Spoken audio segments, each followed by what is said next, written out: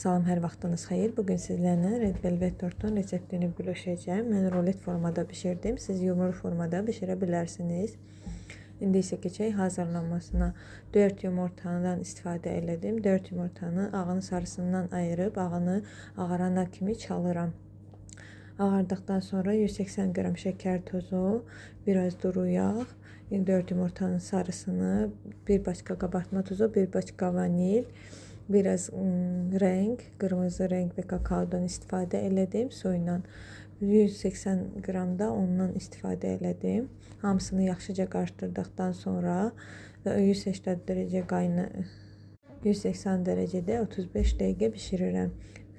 Biskvit bişənə kimi krem hazırlayıram. Mən pendir və qatlaşdırılmış süddən istifadə elədim. Biskvit bişib çıxandan sonra soymasını gözlərəm. Soyuduqdan sonra 3 yerə bölürəm. Arasını kremləyib damla şokoladla, qozla bu formada eləyirəm. Siz zövqə görə başqa quru meyvələrdən də istifadə eləyə bilərsiniz ya da heç qatmaya da bilərsiniz.